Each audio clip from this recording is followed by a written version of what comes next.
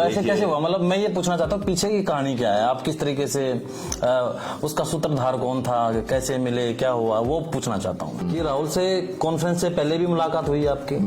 कल थोड़ा सा क्लियर थोड़ा सा और बता दें। कल आप इंडिया गठबंधन का हिस्सा बन गए हैं, मतलब गठबंधन हो गया है सीटों को लेकर या तमाम चीजों को लेकर, या अभी समर्थन दिया है बाहर से, या फिर मर्ज करने की तैयारी है? कुछ थोड़ा सा वो मेरे पर लगाएंगे उस पर भी जाऊंगा नरवाल जी, मैंने कहा। लेकिन फायदा बीजेपी ने 35-1 का नारा देकर के उठाया। लेकिन हरियाणा के जो कांग्रेस के बड़े लीडर हैं उनको आपने भरोसे में लिया मुलाकात के दौरान, क्योंकि यहाँ भी राजनीति तो आपको यहाँ भी करनी है फिर, और राजकुमार का लाज करने के लिए उसके समाज में बनाओ मुख्यमंत्री। ओबीसी को जगाया, सारी चीजें की, ठीक है, वो ठीक है, फायदा ले गए बीजेपी वाले। उनको ये था कि राजकुमार सैनी अब चारों खाने चित, बोले कि आरक्षण के पीछे कहीं ना कहीं आपके बयान उकसाने के लिए थे, अब आज यहाँ पर आ गए, तो इस तरह की बातें तो आपके ऊपर, आप पहले बात कर रहे थे, आप ये आरोप आपके ऊपर लगे, तो अब क्या है, आप क्या कहेंगे इस चीज को लेकर कि तुम कितने लोगों की बलि लोगे? तुम ऐसे सूर में शेर सूर मतलब जो है ना, जो निकला सब जो बोल रहा था बैकवर्डों को, कि तुम ऐसे शेर के बच्चे हो। वो शेर के बच्चे कहते टंग ऑफ स्लिप्स, ये मतलब ये हो गया स्लिप, कि तुम ऐसे सूर के बच्चे हो। क्यों? मैं सुरमा तो जरूर बन जाता हूँ, लेकिन आंखें साफ कर देता हूँ, दिखना साफ हो जाता है, दिखना शुरू हो जाता है। हो गया बीजेपी को भी हो गया। अच्छा, हाँ, साफ दिखता है, रिजल्ट दिख रहे हैं। हाँ, रिजल्ट दिख रहे हैं। अच्छा, एक बात बताइए, जब आप बीजेपी के सांसद थे और ये सारा घटनाक्रम हुआ 16 के आसपास और उसके बाद, तो क्या आपको अब होता है कि कहीं ना कहीं आपका इस्तेमाल कर लिया बीजेपी ने, आपको टूल के तौर पर इस्तेमाल किया उन्होंने? बीजेपी ने इस्तेमाल किया, इसको मैं नहीं रोक सकता। जो जिनके जो मतलब बोल रहे थे उनको समझना चाहिए था कि बीजेपी यहाँ जाट नॉन जाट का मुद्दा बनाने जा रही है। आज भी मुद्दा बना रही है, कहीं आप भूल रहे हो। स्क्रिप्ट है ये, आज भी स्क्रिप्ट है। यही सब इसी स्क्रिप्ट को काटने के लिए मैंने हुड्डा के पास कहा था कि भैया ये पार्टी जो आप पूछ रहे थे ना मेरे से क्या कहा, मैंने ये कहा था कि हम सब की कांग्रेस बन जाए, इसलिए मैं आपके पास आया हूँ। मुझे कोई गुरेज नहीं आपके मुख्यमंत्री बनने ना बनने से, नाराज थोड़ी होंगे। अच्छा, नाराज नहीं आपसे? वो तो हुड्डा साहब से नाराज होंगे अगर मेरे आने से उनको आपत्ति है। अच्छा, उनसे क्यों होंगे? वो तो बस ये है कि बीजेपी उसी बात का फायदा उठागा। अपने मैं मतलब फिर प्रतिद्वंदी मेरे को बना रहे हैं, तो लोग थारे डर में फ्री में वोट मतलब बीजेपी को पा देंगे। नहीं पता, आपके मित्र नहीं है क्या जाट?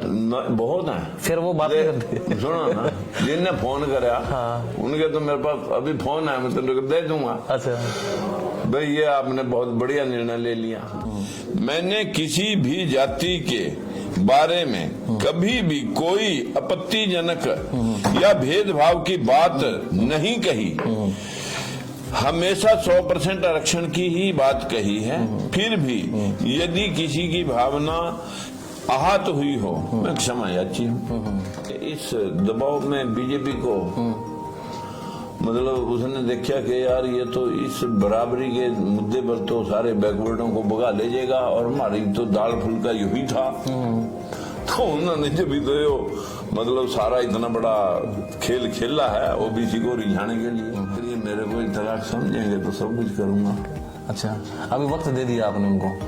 नहीं, मैंने तो कुछ मांगा ही नहीं। आप मेरा कुछ यूज करना चाहते हैं तो कर लो। नमस्कार, मैं अनुज नरवाल रोहतकी और आप देख रहे हैं अलग हरियाणा। हमारे साथ राजकुमार जी, सब जानते हैं, परिचय के मोहताज नहीं है। और कल तो बिल्कुल आप वहां पर राहुल के साथ कॉन्फ्रेंस में दिखे, यहाँ पे तो अचंभित हो गए पूरे हरियाणा में, मतलब ये कैसे हो गया? सवाल है। हाँ, सवाल है। तो ऐसे कैसे हुआ? मतलब मैं ये पूछना चाहता हूँ पीछे की कहानी क्या है, आप किस तरीके से उसका सूत्रधार कौन था, कैसे मिले, क्या हुआ, वो पूछना चाहता हूँ। वैसे मैं कभी भी किसी भी राजनीतिक प्लेटफॉर्म पे गया, लोग कहते थे, मैं जब पिछले वर्ष मायावती से मिलने गया, कि 2 साल तक मैं इनके नेताओं को ढूंढता रहा। सब कोई कहा मायावती पैसे लेती है, ये करती है, वो करती है। मैं एक दिन ऐसे ही गड्डी उठाई और चला गया, और उसके जो वो वर्दीधारी थे उन्होंने मेरे को रोका। बोला जी ऐसे आपने अपॉइंटमेंट ली? मैं कहना बोले फिर कैसे मिलोगे? मैं कहा यार एक सांसद जब आपके नेता को नहीं मिल सकता तो फिर आप किसे मिलने दे रहे होंगे? मैं कहा यार मेरा मैसेज भिजवाओ। बोले जी हम मैसेज भी नहीं दे सकते। मैं कहा पानी तो पूछ सकते होंगे कहीं बैठने के? बोले हाँ ये पानी ये तो वो कहता है वो टेलीफोन वाले के साथ में लेके जहाँ टेलीफोन ऑपरेटर बैठा था। मैंने कहा यार बहन जी को सिर्फ इतना बता दे मिले ना मिले कि राजकुमार सैनी एक्स MP आए हैं ना प्रेजेंट MP आए जब थे। तो उसने मैसेज अंदर दिया। इतना वो आगे से कुछ मायावती बोलती भी मिलूंगी नहीं मिलूंगी इतना तो मैंने उसके हाथ में से मोबाइल का क्रेडल ले लिया। मैं कहा बहन जी क्या कर्फ्यू आ गया भाई अपन किसी को मिल नहीं सकते? बोले कौन कह रहा है? मगर ये यहाँ जो बाहर खड़े हैं सारे ये तो बहुत प्रेशर बना रहे हैं। बोले मैं आई और वो मेरे को आके लेगी और 2 घंटे तक उसने मेरी बात सुनी और इतने में समझौता हो गया। अच्छा, बिना किसी सिफारिश के ना उसने मेरे को कभी जाना ना मैंने उसने जाना। मैंने जो पहली मुलाकात और जो सवाल मैंने रखे और इस गठबंधन जो आप सवाल पूछ रहे राहुल वाले ये मेरे सवालों के जवाब थे। तब क्या हुआ? आप इन सवालों के जवाब दे दें तो मैं मान लूंगा कि आप सच्चे कांग्रेसी हैं और वाकई आप इस देश में जो बोल रहे हैं वो आप करेंगे। अन्यथा मैं आपके पास 10 सवाल रखता हूं। मैंने 10 सवाल रखे और उन 10 सवालों के जवाब बोले जी ये बिल्कुल 100% सही है। मैं कहा फिर मैं आपके नेता के मुंह से सुनना चाहता हूं ये सवाल सही है या गलत है। बस इतना ही है, इसके अलावा कोई अप्रोच नहीं। सूत्रधार तो रहा हुआ ना कोई सूत्रधार तो हमारे जो मैंने एक टेलीफोन ऐसे ही रुड़की का एक लड़का था उससे मैंने टेलीफोन लिया दीपक बावरिया जी का। और एक दिन मेरा एक मित्र है बिहार से उसने खड़गे जी के पास वो मतलब जो है ना अटेंडेंट का काम करता है और वो जो लड़का वहां पर काम करता है मैंने उससे पूछा मैं कहा भी क्या आप खड़गे जी से मेरे को समय दिलवा सकते हैं? उसने 1 हफ्ता निकाल दिया। मैंने कहा अरे ऐसा क्या मैं उठा के थोड़ी ले जाऊंगा कुछ? मैं कहा तेरे को जो यहाँ इसके इतना सबॉर्डिनेट रहने के साथ मगर एक आदमी को एक MP को मिलने का समय नहीं कांग्रेस आगे कैसे बढ़ेगी? उसने मेरे को टाइम दवा दिया। मैंने खड़गे जी से पहले मुलाकात हुई आपकी? पहली मुलाकात खड़गे जी से। तो टाइमिंग बता पाएंगे आप थोड़ा सा अभी हाल में? ये पहले तो उसके लोगों ने इंटरव्यू लिया मेरा जो उसके अगले हैंड थे। बोले यार ये बताओ मिलवा तो देंगे आपकी डिमांड क्या है? मैंने कहा इस बात आपके पास देने के लिए क्या है? आप ये पूछो कि मेरे से क्या ले सकते हैं आप सपोर्ट ताकि कांग्रेस मतलब आगे बढ़ जाए। मैं कहा जब आपके पास कुछ होगा तब मेरे से बात पूछना है कि बाबा आपकी डिमांड क्या है। अभी तो आप ये देखो ये मक्कारी और झूठी और फरेबी लोगों की जमात है, इसको हम कैसे हराएं? इसे हराने के लिए मेरे से पूछो कि एक रणनीति की जरूरत है। जो निचला तबका है उसे जोड़ने की जरूरत है। खड़गे साहब से फिर हुई मुलाकात? तो फिर मुलाकात हुई। 10 सवाल मैंने लिख के उनके सामने रखे। आप भी सवाल लिख देते हो सीधा ही है? सीधे सवाल मुद्दे की बात पे आ जाते हो सीधा? हाँ सीधा मुद्दे की बात। मैंने कभी मतलब जो है ना लौल पेट या चापलूसी की या टिकट की डिमांड या पैसे की डिमांड करते हैं लोग ये मेरे को टिकट मिल जाए। मैंने कहा भाई कौन ले रहा तुम्हारा टिकट अभी? मेरे पास तो इतने पैसे फूंकने के लिए जरूरत मैं समझता नहीं। जब हम मुद्दे पर आ जाएंगे फिर हम सब जीत जाएंगे। फिर आदमी को 10 रुपए खर्च करके जो है ना इस कांग्रेस को आगे लेके जब चलेगा आमजन की जरूरत बढ़ जाएगी। तो खड़गे साहब से क्या बात हुई फिर आपकी? खड़गे साहब से मैंने यही बात सामने रखी थी। मैंने कहा जी कांग्रेस पार्टी बहुत पुरानी पार्टी है और इसमें नेता इतने हो गए हैं अब वो एक दूसरे को फूटी आंसू आते नहीं। और जो ये शब्द भी मैंने ऐसे ही बोल रहे थे कि जो नेता है वो एक दूसरे को बर्दाश्त नहीं कर सकते। कांग्रेस के या सभी पार्टीज में? कांग्रेस के नेताओं की बात मैं कर रहा जब खड़गे से बात कर रहा मैं कहा अब पीछे जो जहाँ से ये पेड़ उगा था वहां से तो खोखरा हो गया और आगे आगे चलता जा रहा है। मतलब परिवार दर परिवार पोते दर पूत दर। लेकिन नए आदमी इसमें जुड़े नहीं। जब तक नए लोगों को जोड़ेंगे नहीं तब तक ये कांग्रेस जो अब मतलब वो पुरानी कांग्रेस से जो सब निकल करके राजनीतिक दल बन गए, देवीलाल का, मुलायम सिंह का, लालू यादव का, TMC का, ये सारे दल कांग्रेस से निकले और हजारों दल अम्बेडकराइज और फूलेवादी विचारधारा के लोगों के भी बने। जिन लोगों को लगा कि हमारी बात यहाँ सुनी नहीं जा रही, आहिस्ता आहिस्ता वो लोग किनारा करते गए। लेकिन एक ऐसा वक्त आता है कि उसी कांग्रेस में एक ऐसा व्यक्ति जन्म लेकर के उस बात को उठाता है जो हमारे संविधान की मूल भावना है। तो किसने उठाया फिर वो? ये राहुल ने उठाई मूल भावना। अच्छा। और जब राहुल ने कश्मीर से कन्याकुमारी तक, मणिपुर से और महाराष्ट्र तक जनता के बीच में सामाजिक सद्भावना और समानता की और हकदारी की, बराबर हकदारी की बात की, तब हमें उन सब लोगों को कांटेक्ट में किया जो पिछले 5 साल से अलग अलग मंचों पे एक बात कर रहे थे, अपने हकदारी की बात कर रहे थे, भेदभाव की बात कर रहे थे। खड़गे साहब ने फिर आपकी बात सुन ली, फिर मुलाकात के लिए टाइम कोई मुलाकात के लिए कोई टाइम नहीं लिया, 1 महीना निकल गया। अच्छा। उसके पश्चात मैं ऐसे ही एक दिन बैठा हुआ था, तो मेरे एक मित्र है, वो जो है ना यहाँ दिल्ली में कोई आपकी तरह आईटी का काम देखते हैं। मैंने कहा यार तेरे पास, मैं तो जानता नहीं दीपक बावरिया जी कौन है। मैं कहा कोई नंबर है आपके पास? बोले है। मैंने दीपक बावरिया जी का नंबर दिया और उनको लगाया। उन्होंने कहा कि मैं आज तो बाहर हूँ गुजरात में, मैं 1-2 दिन में आऊंगा और आप मिल लो, मिलने में क्या दिक्कत है।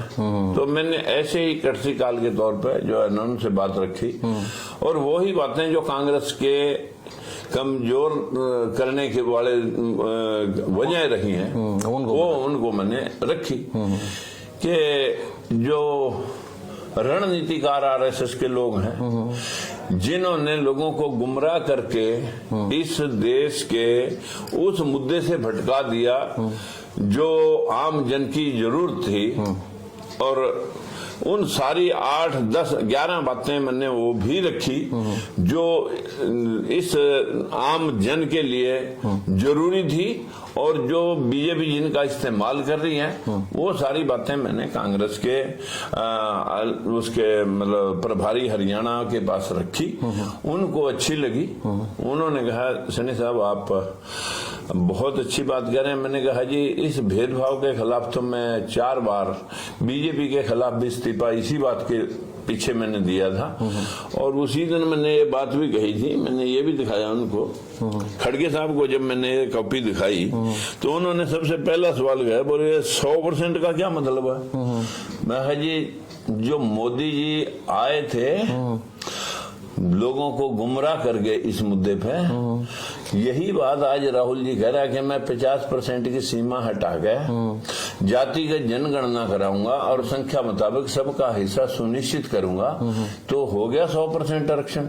ये 8 साल पहले मैंने जाट आरक्षण के समय ये बात बोली थी कि भाई अगर जो मार्शल लोग हैं अगर उनको भी आरक्षण चाहिए तो ब्राह्मण बनिए, ठाकुर 4 कौमें और रहेगी, सबको आरक्षित कर दो, 100% आरक्षण करो, संख्या की गिनती करो, सब जातियों में पढ़े लिखे 1-2% नौकरी होती है, शासन प्रशासन में 1-2% में सबकी भागीदारी मिले, और हो गया 100% आरक्षण। तो सैनी साहब इस पे भी आऊंगा मैं, लेकिन अब थोड़ी सी और दिलचस्पी हो रही है हमारी कि राहुल से कॉन्फ्रेंस से पहले भी मुलाकात हुई आपकी? मैंने तो कल ही फर्स्ट कल पहली बार उसके बाद कॉन्फ्रेंस में चले गए आप? तो क्या बात हुई मतलब कॉन्फ्रेंस से पहले? उसकी तो पता ही है, हमें लाइव थी।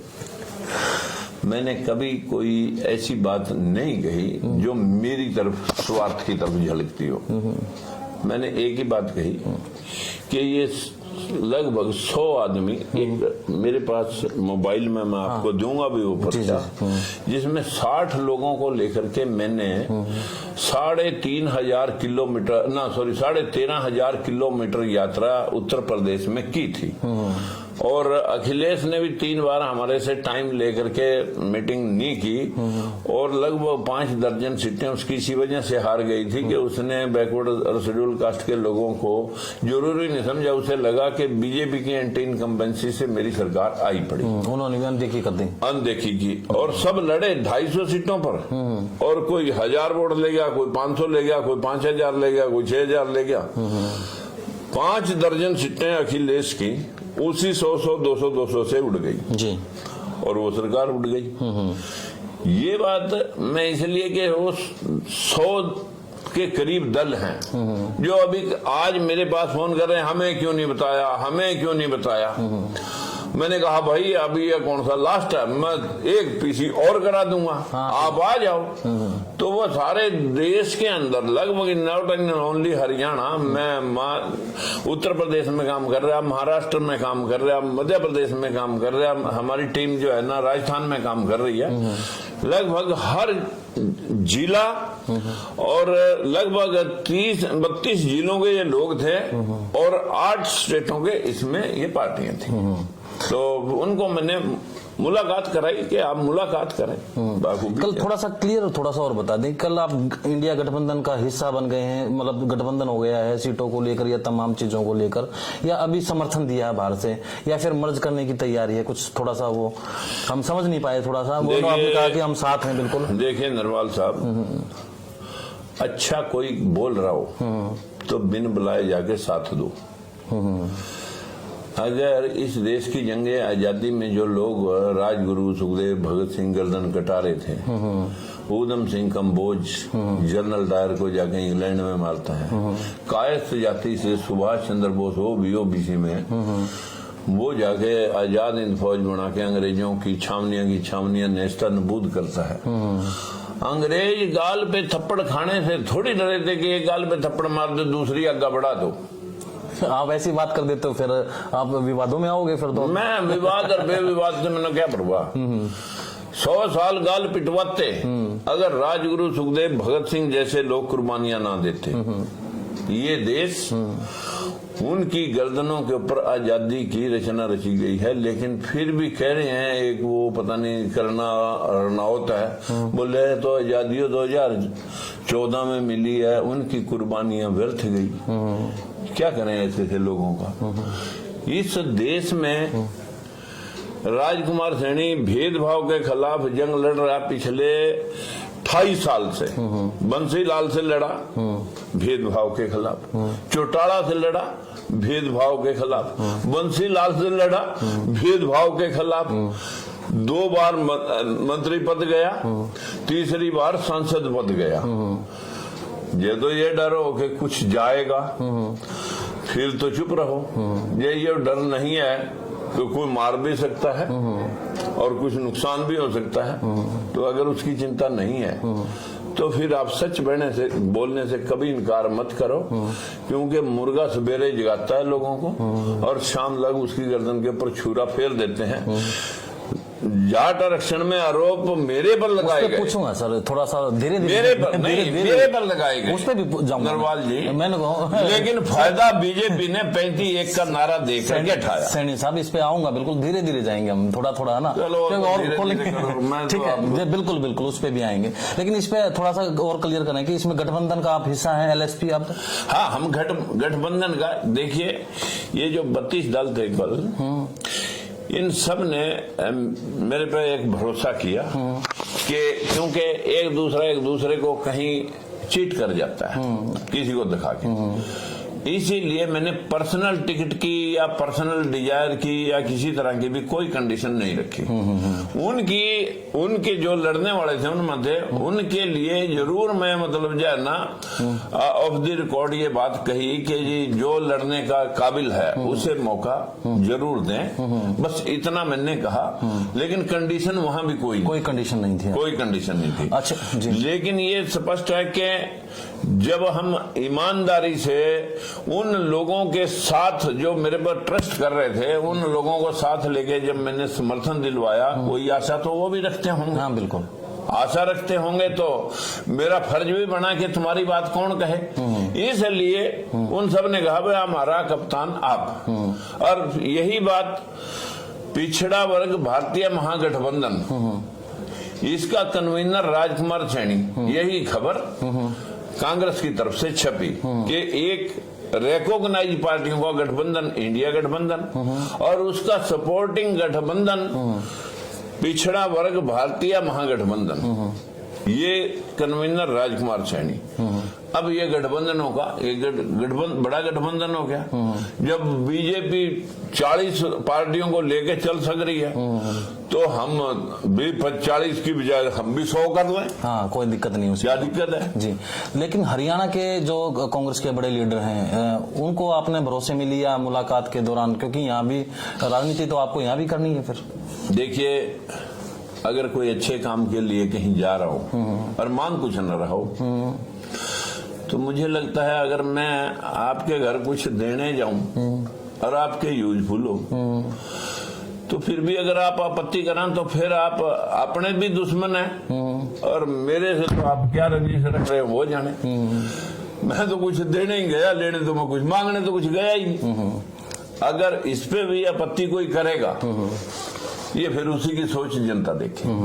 नेता प्रतिपक्ष हैं भूपेंद्र सिंह हुड्डा, उनसे कोई बात हुई आपकी? बिल्कुल हुई। अच्छा, हुई है। हाँ, अच्छा, इससे कॉन्फ्रेंस से पहले या कुछ अब बाद में? नहीं, कॉन्फ्रेंस से तो 10 दिन पहले। अच्छा, मुलाकातें हुई? हाँ, मेरे पास बहुत दिन पहले जयप्रकाश जेपी जो अपने कलायत वाले हैं वो आए थे। बोले सैनी जी आप समर्थन करो हुड्डा जी का। मैंने कहा करेंगे, क्या आपत्ति है। मैंने कहा कुछ बात आपसे पूछ लूं।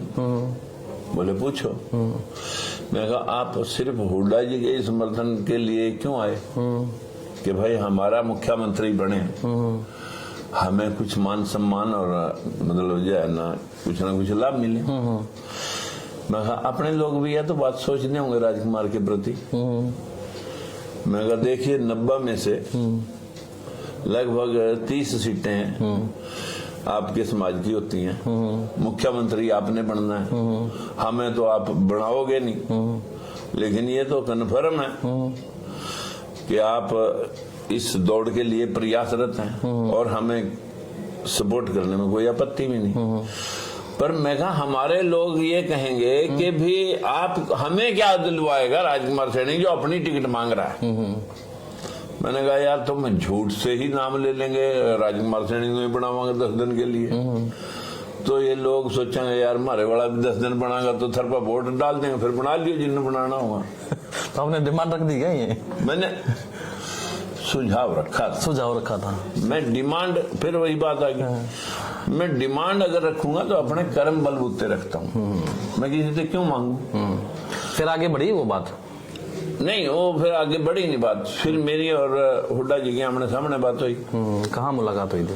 वही हुई, मतलब दिल्ली में। हाँ, अच्छा। मैंने कहा हुड्डा जी अगर हमने कांग्रेस को आगे बढ़ाना है और आपने मुख्यमंत्री बनना है तो फिर भाई सबका साथ लेना पड़ेगा। जिस तरह बीजेपी जातिगत रणनीति खेल रही है आपको भी खेलनी पड़ेगी। अगर आप बैकवर्ड क्लास के कुछ वो लोग पकड़े जो टिकट की भूख में हैं, लेकिन उनसे वो सारे लोग नाराज हैं क्योंकि हमेशा से वो एमपी एमएलए मंत्री तो बनते रहे, लेकिन हमारे लोगों की हकदारी कहीं ना कहीं वो ये है हरियाणा का टेबल जो हाई कोर्ट ने हरियाणा सरकार से पूछा था। मैं कहा इस टेबल के मुताबिक वो लोग जो है ना सिर्फ अपने पेट पालते रहे, उन लोगों ने जिन लोगों ने उनको वोट दिया था, जिनका नाम लेकर वो गए थे, वो लोग सिर्फ टिकटार्थी हैं आज भी और अपने लिए हैं। वो इस जमात को जोड़ नहीं सके और मैंने अपना सब कुछ खो करके इस जमात को जोड़ रखा है। ये लोग मेरे से इसलिए जुड़े हुए हैं जैसे ही एक खबर उठी सोनीपत से कि राजकुमार सैनी कांग्रेस या कांग्रेस के सपोर्टिंग यहां से चुनाव लड़ सकते हैं, लोगों ने तो खबर चलाई लड़ेंगे, और इतने में बीजेपी के पसीने छूट गए और बीजेपी ने आनन फानन में एक तीर से 5 शिकार कर लिए। ऐसे इतने शातिर लोग हैं, इतने मतलब रणनीतिकार हैं कि भाई इसका इलाज अगर ना करे तो 10 की 10 उड़ जाएंगी। ये दिमाग उनके रणनीतिकारों का है, बीजेपी के। तब फिर उसके ऊपर क्या बात हुई फिर? उन्होंने 1 मिनट में दुष्यंत को रात को इंडोर मीटिंग करी, उसे समझाया कि तेरा मुद्दा है विधानसभा, और विधानसभा किसकी बात? दुष्यंत से। हाँ, नहीं हुड्डा साहब से मुलाकात की बात मैं वो भी बता दूंगा। हाँ, आपका मुद्दा है विधानसभा में, साथ ले लेंगे आपको, लेकिन लोकसभा अलग अलग, लोकसभा में अभी आप छोड़ो, आप बेचारे बन जाओ और उठा के काटो वोट। भाई बीजेपी ने मुझे धोखा दे दिया। और खट्टर साहब की एंटी इनकम्बेंसी को, क्योंकि किसान नाराज, वो ओल्ड पेंशन स्कीम वाले नाराज, सरपंच नाराज, सफाई कर्मचारी नाराज, सारे लोग नाराज, तो भाई इसको यहाँ से इसका पत्ता साफ करके इसे भेज दो करनाल, जीतते हारे लेकिन इसे भेज दो करनाल, एंटी इनकम्बेंसी खत्म हो। और राजकुमार का लाज करने के लिए उसके समाज में बनाओ मुख्यमंत्री, बड़ा वोट बैंक भी सद। आपने तो डिमांड करी थी जिंद में, ये करो मुख्यमंत्री बनवा दूंगा मैं अपने समाज का। मैंने ये कहा था बनवा दूंगा नहीं, मैंने ये कहा था कि ये लोग आपको मुख्यमंत्री भी बनाएंगे राजकुमार सैनी को रोकने के लिए। तो सुन लिया आपकी बात तो सुन लिया। मैं ये बात आपको भी नरवाल साहब, सारे जग जाहिर है, सब लोगों ने कहा। अब एक बात बताना, फसल तो आपने बनाई, ओबीसी को जगाया, सारी चीजें की, ठीक है, वो ठीक फायदा ले गए बीजेपी वाले, अगर आपके पड़ोसी ले गए। अगर राजगुरु सुखदेव भगत सिंह ये सोचेंगे यार गढ़ तो हमने कटवा लिया, मजे कोई और ले रहा है, हाँ। तो फिर ये चीज तो जो है ना सब जगह लागू होती है। ये तो कुदरत का नियम है, जगाता कोई है, फसल कोई काट लेता है, ये कोई बात नहीं। लेकिन हमें इसमें भी संतुष्टि है, लोगों को पता तो है कि किसी ने जगाया, बीजेपी को पता तो लग गया कि ओबीसी के वोट भी है। हाँ, बड़ा वायरल हुआ था वो आपका, ओबीसी के वोट भी हैं, पता लग गया ना बीजेपी को। लेकिन बीजेपी के पसीने अभी यहाँ नहीं रुक रहे। उनको ये था कि राजकुमार सैनी अब चारों खाने चित, लेकिन मैं तो अपने मिशन पे काम करता हूँ। मैं ये 100 दल जोड़ रखे, इनको समझा रहा था कि एक आदमी है जो आज इतने बड़े लेवल पर हिम्मत जुटा रहा है, जो आपकी बात को उठा रहा है। 70 साल में किसी आदमी ने इतना ओपनली नहीं कहा कि मैं जातिगत जनगणना करा के आपका हिस्सा सुनिश्चित करूंगा। अब भी अगर आप अलग अलग चलोगे तो फिर आप अपने पैरों पे खुद कुल्हाड़ी मार रहे हो। इसलिए हमें बिना शर्त समर्थन कर देना चाहिए। तुम्हारे हक का जो होगा वो बताएंगे ना कि आपने हमारा समर्थन किया है, कि अब हमें क्या देना चाहिए, या आप जबानी जमा खर्च बोल रहे थे। पहले मैं अपनी से पहल करूं, फिर वो बोलने वाला बताएगा ना कि मैंने क्या किया। अब चर्चा एक ये भी आ गई है, मतलब जब से आप कल कॉन्फ्रेंस की उसके बाद सोशल मीडिया पर, कि खास तौर पे जब बात आ गई आरक्षण के टाइम की, जब सांसद थे तो वो बोले कि आरक्षण के पीछे कहीं ना कहीं आपके बयान उकसाने के लिए थे, अब आज यहाँ पर आ गए, तो इस तरह की बातें। तो आपके ऊपर, आप पहले बात कर रहे थे, आप ये आरोप आपके ऊपर लगे, तो अब क्या है, आप क्या कहेंगे इस चीज को लेकर? एक भी वीडियो, हाँ, प्रेस विज्ञप्ति, कोई विटनेस, एक बार मैं अपने बैकवर्ड लोगों को समझा रहा था कि तुम कितने लोगों की बलि लोगे, तुम ऐसे सूर में सूर मतलब जो है ना, जो निकला सब जो बोल रहा था बैकवर्डों को, कि तुम ऐसे शेर के बच्चे हो। वो शेर के बच्चे कहते टंग ऑफ स्लिप्स, ये मतलब ये हो गया स्लीपर, कि तुम ऐसे सूर के बच्चे हो कि और कितने लोगों की बलि लेंगे। तुम का मतलब जो वहां बैठे थे, लेकिन जाट समाज के लोगों ने उसे भी अपनी तरफ लेकर के उसे पूरा वायरल किया, जबकि मैंने उसका शुद्धिकरण समाज के लोग थे या कोई पॉलिटिकल लोग थे? कुछ लोग पॉलिटिकल लोगों ने, पॉकेट कुछ, हाँ पॉलिटिकल, सब जाट नहीं थे उसमें। नहीं, जो लोगों ने उस बात को फैलाया, उड़ाया, जो मैं बैकवर्ड समाज की मीटिंग सोनीपत में ले रहा था, मतलब भाव आपका ये था नहीं? भाव तो मेरा वो था कि मैं उनको थोड़ा सा प्रेरित कर रहा था कि तुम इतने शेर के बच्चे हो कि कितने लोगों की बलि लेंगे जो तुम्हारी आवाज उठाए। लेकिन वो मुंह से निकला कि तुम इतने सूर के बच्चे हो कि तुम कितने लोगों की बलि लेंगे। लेकिन कुछ लोगों ने, जो राजनीति का महत्वाकांक्षी लोग हैं, उन्होंने उसे अपनी तरफ जोड़कर, देखो जी हमें सूर के बच्चे कह रहा। ये बात पार्लियामेंट के बड़े पूरे मतलब उसमें अमित शाह ने उस पर चलवाई थी। मैं कहा जी पूरी क्लिप चलाओ, ये है पूरी क्लिप, इसमें बता दो मैंने किस जाति का नाम लिया या किसको मैं कह रहा हूँ। तो जब वो बालियान ने वो मेरे ऊपर आरोप लगाए थे कट शॉट करके उसके। लेकिन वो बात बीच बीच में काट दिया आपको, बीच में काट का उतनी वो बात चलाई, उसमें मैं किन को कह रहा हूँ वो काट दी और वो चलवा दी। लेकिन फिर भी मैं ये कहता हूं कि एक भी शब्द मेरा किसी जाति के प्रति, अब ब्राह्मण कह रहे हैं कि राजकुमार सैनी ब्राह्मण हो गाली दे रहा है, मैं कहा बताओ भाई कहाँ दी। लेकिन अगर मैं कहूं कि भाई इस देश का अंधविश्वास और धर्म के नाम पर जो इसको यूज करने का प्रयास किया जा रहा है, अगर अंधविश्वास से लोगों को गुमराह होने से हमारे कितने महापुरुषों ने, कबीरदास ने, रविदास ने, महात्मा ज्योतिबा फूले ने, गाडगे ने, पेरियारी रामास्वामी, कितने लोगों ने मतलब जो अंधविश्वास पर यहाँ तक के मतलब जो न ब्राह्मणों के सत्यार्थ प्रकाश में उसमें भी मूर्ति पूजा का खंडन किया। तो आप सनातन की बात करते हैं, मतलब ये मूर्ति पूजा नहीं होनी चाहिए। नहीं, मतलब मूर्ति पूजा का खंडन तो सारे महापुरुषों ने किया कि अगर ये मूर्तियां कुछ करती तो अब लग सारा देवी देवता और सारा मतलब अजनबी जब मंदिर पाड़ के ले गया सोमनाथ का, तो अनुष्ठान करते रहे। सैनी साहब नाराज क्यों कर लेते हो आप? जब चल रही है प्रथाएं चल रही है, आपको दिक्कत क्या है फिर? भाई अगर उसका राजनीतिकरण करके कोई किसी समाज को यूज करके गुमराह करके देश के साथ गद्दारी करेगा, कौन कर रहा है?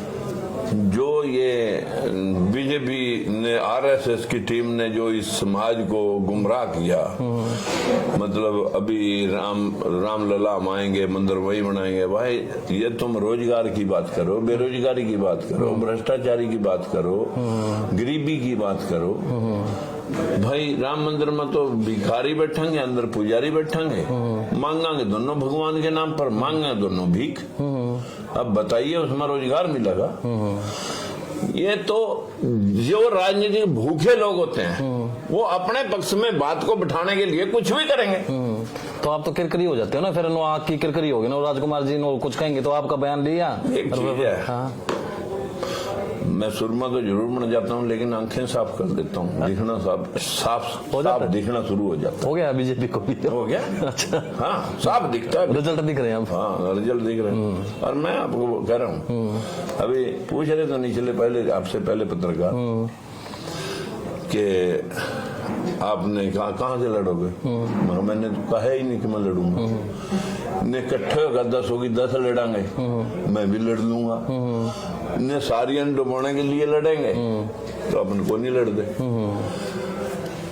हमें यूनाइट होना है अगर कांग्रेस को और देश के आम जन को इंसाफ दिलाना है, यूनाइट होना है। अच्छा एक बात बताइए, जब आप बीजेपी के सांसद थे और ये सारा घटनाक्रम हुआ 16 के आसपास और उसके बाद, तो क्या आपको अब होता है कि कहीं ना कहीं आपका इस्तेमाल कर लिया बीजेपी ने, आपको टूल के तौर पर इस्तेमाल किया उन्होंने? मैंने आपको क्या कहा कि जो जगाने वाले लोग हैं, सोक्रेटिस, ईसा मसीह, रविदास, बाबू जगदेव प्रसाद ने इसी आवाज को उठाया था, मर्डर हो गया सब। बस मैं जिंदा हूँ। डर नहीं लगता आपको? मैं जिंदा हूँ, बस मर्डर नहीं होया। लेकिन मैं ये बात कन्फर्म करा दूं, सच बोलना भी बहुत बड़ा गुनाह होता है। लेकिन ये बात तब तक अगर किसी की भावना को ठेस पहुंच रही है अनर्गल बयानबाजी से, कोई अनर्गल बयानबाजी मेरी साबित तो करे कि आप ये गलत बोल रहे, क्या 100% आरक्षण की बात कहना जुर्म है? इसमें जाट अंधे नहीं, ब्राह्मण अंधे नहीं। नहीं बीजेपी का कह रहा हूँ कि बीजेपी क्योंकि फायदा तो बीजेपी ले गई। नहीं, बीजेपी तो शातिरों की एक जमात है। अब 19 का रिजल्ट देखे आप? हाँ, मैं कह रहा हूँ एक मतलब रणनीतिकारों की एक बड़ी जमात है। तो वही पूछ रहा हूँ ना सर, आपका तो इस्तेमाल बीजेपी ने इस्तेमाल किया, इसको मैं नहीं रोक सकता। जो मतलब बोल रहे थे उनको समझना चाहिए था कि बीजेपी यहाँ जाट नॉन जाट का मुद्दा बनाने जा रही है, आज भी मुद्दा बना रही है, कहीं आप भूल रहे हो। जब तक रोज बोलता था जो वरिंदर सिंह है कि ये पेंडा छटवाए इससे दुष्यंत से, नहीं तो मैं बीजेपी छोड़ दूंगा। जब तक छोड़ी नहीं, चुप रही बीजेपी, बिल्कुल नहीं बोली। अभी दुष्यंत भी कह रहा 2 दिन और इंतजार कर लेंदा खत्म, मैं तो जाने वाला ही था।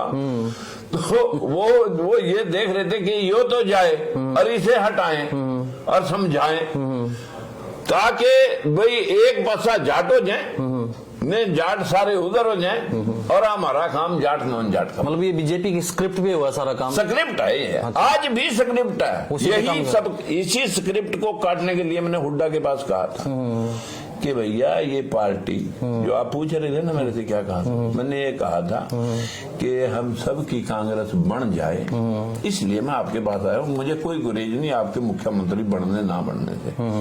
हम आपके नेता कह रहे हैं हम सब का हिस्सा देंगे तो आप देंगे ही, जब वो कह रहा तो आपको देने पड़ेंगे। कह दे कोई और दे मैं दूं तो देने तो पड़ेंगे ना, हम उसी मुद्दे की वजह से आपके साथ हैं। लेकिन अब उसने कहा देर होगी। देर कर दी आपने। नहीं, हुड्डा साहब कह रहे थे देर होगी। बोले विधानसभा में देख लेंगे। मैं कहा विधानसभा तो तब आएगी जब लोकसभा आएगी, नहीं तो भूल जाओ कि विधानसभा आएगी। हो सका चुनाव ही ना आए बाद में। बीजेपी ने ऐसा गेम रच दिया, 400 पार कर का 2/3 हुआ जाए। ये बैकवर्ड, तुम भी बैकवर्ड में आओ, ये बैकवर्ड और शेड्यूल कास्ट के लोग, ये शूद्र समाज, ये बहुत तंग कर रहा। इनका इलाज मनुस्मृति लागू करके दोबारा तुम्हें धरती पर बिठाने का है प्लान। तो अब जो है, एक तो वही बात है, कहीं ना कहीं हुड्डा साहब भी डर रहे हो कि जाट समाज का एक वोट बैंक है वो आपके आने से खिसक ना जाए। तो उससे तो कोई, आप जो बात कह रहे थे कि कई लोगों ने आपके बयानों को जैसे भी उसका मायने निकाले गए। नेता तो जैसा चाहता है, दिल जो जिसको ठेस पहुंचे, नेता जैसा चाहता है, जनता वैसा फील, उसके लोग वैसा फील करते हैं। मैं कहता हूँ कि मैं 2 भाइयों में बराबर चाहता हूँ। तेरे पर एक किला फालतू दब रहा, मैं तो तेरा दुश्मन हूँ, जबकि मैंने ऐसा कहा ही नहीं। तेरे पास किले थे, 4 थे, 3 ले रहा और 1 ले रहा। मैं कह रहा मैं बापू हूँ, मैं कह रहा भाई यार बराबर कर देते हैं सबको। कहा तो मेरे दुश्मनी कर रहा, बस यही बात है, इतना ही गिला और मैंने कुछ नहीं कर रखा। अच्छा, तो जो नाराज हैं जाट, तो अब आ गए आप गठबंधन में, जो भी आप बता रहे हैं, तो उसमें अब वो नाराज तो होंगे ही आपसे, या कोई जो आप मतलब कोई, वो मेरे से नाराज थोड़ी होंगे। अच्छा, नाराज नहीं आपसे? वो तो हुड्डा साहब से नाराज होंगे अगर मेरे आने से उनको आपत्ति है। अच्छा, उनसे क्यों होंगे? वो तो बस ये है कि बीजेपी उसी बात का फायदा उठागा। अपने मैं मतलब फिर प्रतिद्वंदी मेरे को बना रहे हैं, तो लोग थारे डर में फ्री में वोट मतलब बीजेपी को पा देंगे। तो नाराजगी किसके साथ निकली? हुड्डा साहब के मेरे, मैं तो लाइन में ही नहीं था। अगर सरकार नहीं बनी तो नाराजगी किसके साथ उन्होंने दिखाई? नाराजगी तो हुड्डा साहब के खिलाफ। तो उसके बाद भी अब बात की है, कोई अभी संभावना है, अब कोई फोन वोन आया हो? देखिए, जब मैं कुछ मांग ही नहीं रहा और बढ़ना तन्ने सब कुछ, फोन तय करेगा कि मैं। अच्छा, चलो इंतजार कर रहे हो अभी। मैं आपको कह रहे, आप मतलब किसी रेस अच्छा, में हो। एक मंच पर बैठे मेरी बात का जवाब दे पहले। मेरे से क्यों ले रहे हो आप? जवाब मुझसे ले रहे हो। जवाब तो सवाल पूछ रहा था, मैं जवाब मैं नहीं पूछ अच्छा, सकता। एक बात बताइए कि आप हुड्डा साहब के साथ मंच शेयर करने के लिए तैयार हैं, कोई दिक्कत नहीं है आपको? मुझे किसी के साथ कभी कोई दिक्कत ना थी, ना आ जाए। ना मैं अपने लोगों को इतना मिसगाइड किसी को कर सकता कि मैं आपको जो है ना किसी की कब्र के ऊपर आपका बगीचा लगाऊंगा। मैं कहता हूँ नहीं, जो जैसा किसी का मतलब लेवल है वो उस लेवल से काम कर रहा है, तो उसको 10 वोट कांग्रेस को फालतू मिलेंगे। वो 10 दिलवाएगा तो मैं 5 दिलवा दूंगा। तो फायदा जो 10 दिलवाने वाला ऐसा टॉप प्रायोरिटी पे वो रहेगा, तो मेरे 5 का फायदा भी उसी को हो गया। तो यहाँ पर अब आने से आपके पास जो फीडबैक मिली टेलीफोन के जरिए, कोई बहुत सारे लोग आपसे मिलने आए थे, तो क्या अब जो यहाँ जीटी रोड बेल्ट का, मुझे जाटों का तो पता नहीं। हाँ, नहीं पता, आपके मित्र नहीं है क्या जाट? बहुत है। फिर वो बात नहीं करते। सुनो ना, जिनने फोन करा उनके तो मेरे पास अभी फोन है, मैं तुमको दे दूंगा। अच्छा भाई, ये आपने बहुत बढ़िया निर्णय ले लिया जाटों की तरफ से। हाँ, जाट जो मित्र हैं। हाँ, अच्छा, जो जाट हमारे बात को सही ठहराते हैं। कल ही यहाँ आईटी का काम देख रहे हैं कांग्रेस की, वही आया हुआ था, मैं उसका भी ले दूंगा। वो भी आईटी का काम देखता है। वो बोला जी अब इसको कर दो। मैंने कहा भाई मैं कर तो दूंगा। अब बंदे के मतलब जो है ना समझ में मेरी बात आएगी तो आएगी, नहीं आएगी तो मैं ज्यादा तो कुछ मतलब जो है ना, मैं कभी मिन्नतें करके तो ना किसी के पास कभी गया, और ना मैं मिन्नतें करके किसी के घर में रहा। बावजूद इसके फिर प्रचार करेंगे आप, जो आप वहाँ पे गए गठबंधन के साथ? अगर हम गठबंधन के साथ प्रचार ही नहीं करेंगे तो फिर फायदा क्या करेंगे? हाँ ठीक है ना, ऐसा तो कोई मन नहीं है। एक चर्चाएं है ना भाई, करनाल की है, सोनीपत की या कोई और सीट की है, मतलब भी आप भी चुनाव अभी मन बनाया आपने या नहीं अभी? मैं एक बात कह रहा हूँ, जब मैंने आपके नेता को ये कह दिया कि मेरी कोई डिमांड नहीं, आप अच्छा बोल रहे हैं, इसी में सहमति है हमारी, आप अच्छा बोल रहे हैं कि हम सबको साध के चलेंगे। मैंने कहा ठीक है जी प्रभु, हम आपके साथ। अब साधना किसने? उन्होंने। अब मैं कहूँ कि साध्या क्यों नहीं? ये तो मैं कहता ही नहीं कभी। नीचे आप कॉन्फ्रेंस कर रहे थे ना, जब बात कर रहे थे कि बहुत सारे गलत तरीके से जो बयान हमारे तोड़ मरोड़ के जो भी पब्लिश किए गए आरक्षण के दौरान, तो जिनको ठेस पहुंची तो उनसे भी इन्होंने भी ठीक है मुझे खेद इस बात का, तो वाकई है दिल से आपको? वैसे मैं जिंदगी में कभी भी गलत बोला नहीं। अभी भी मैंने लिख के दिया प्रेस कॉन्फ्रेंस में, वो मैं आपको दूंगा प्रेस विज्ञप्ति। मैंने किसी जाति पे कोई आपत्ति देना रहे निकाल के ले आऊंगा। मैंने कभी भी किसी जाति पे कोई आपत्तिजनक बात कही नहीं, फिर भी मैंने इस पर मैं इसके बारे में आपको बता रहा था कि देखिए मैंने इस प्रेस विज्ञप्ति में, ये प्रेस विज्ञप्ति मैं जारी कर रहा हूँ, इसमें मैंने लास्ट में क्या कहा कि मैंने बिना शर्त समर्थन कांग्रेस और गठबंधन को, इंडिया गठबंधन को दिया है कि सबके हक सबको मिले, इस फार्मूले से 10 की 10 सीटें हरियाणा में भी जीतेंगे। मैंने किसी भी जाति के बारे में कभी भी कोई आपत्तिजनक या भेदभाव की बात नहीं कही, हमेशा 100% आरक्षण की ही बात कही है। फिर भी यदि किसी की भावना आहत हुई हो, मैं क्षमा याची हूँ। इसके जाना मैं क्या कहूँ। लेकिन ब्राह्मण हैं, जाट हैं, आपके इतने वायरल होते हैं बयान। देखिए आटा गूंदी हिल्दी क्यों, चोर को पकड़ेगा वो भी, उसने भी पुलिस वाला दुश्मन लगेगा। भाई पुलिस वाले ने मतलब पकड़ लिया, बहुत निकम्मा आदमी है। जो इस देश में अंधविश्वास का, धर्म की चाशनी का, यही देश गरीब क्यों? बाहर के देशों में कहीं सरस्वती नहीं है ज्यादा, सारी टेक्नोलॉजी जापान की, कहीं मतलब इतने मतलब देवी देवता नहीं पूजे जाते, सारा धन वैभव अमेरिका, इंग्लैंड, कनाडा के पास क्यों? होना तो हमारे पास चाहिए। हम कह रहे भाई इस देश को संवैधानिक धारा से ही जैसे दूसरे देश आगे बढ़ रहे हैं, ऐसे हमें भी मतलब अंधविश्वास को छोड़ करके आगे बढ़ना होगा। अब इसमें अगर ब्राह्मण कहा मेरे धंधे पे चोट कर रहा है, तो वो तो जो ब्राह्मण खेती कर रहा है, नौकरी कर रहा है या कोई इंडस्ट्री चला रहा है, बताइए मैंने उसके प्रति क्या कहा? वो तो राष्ट्र निर्माण में है। जो दूसरे को उनको दिक्कतें उनको है जो कर्म कांड करते हैं, जो कर्म कांड कर रहे हैं, आपकी बात उनके लिए है। हाँ, मेरी बात तो कर्म कांड फैलाने वाले लोगों है। इतने बाबे छोड़ रखे बीजेपी ने लोगों को पागल बनाने के लिए कि गौ का मूत पियो, गोबर में ना हो। अनुरुद्धाचार्य बोल रहा बैठ के गोबर मेडिसिन का काम करेगा। बताइए इस देश में यही तो कि तुम्हारे दिमाग में गोबर भरा जा रहा।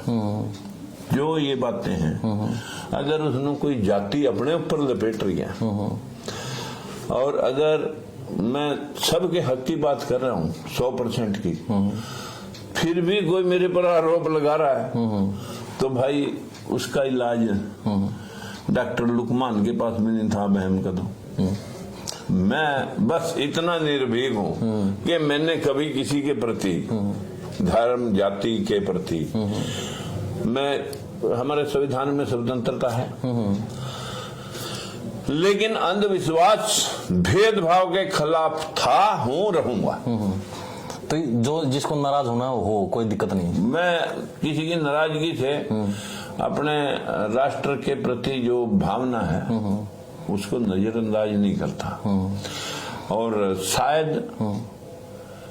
मेरे इस दबाव में बीजेपी को मतलब उसने देखा कि यार ये तो इस बराबरी के मुद्दे पर तो सारे बैकवर्डों को भगा ले जाएगा और हमारी तो दाल फुल्का यही था। तो उन्होंने जब तो यो मतलब सारा इतना बड़ा खेल खेला है ओबीसी को रिझाने के लिए।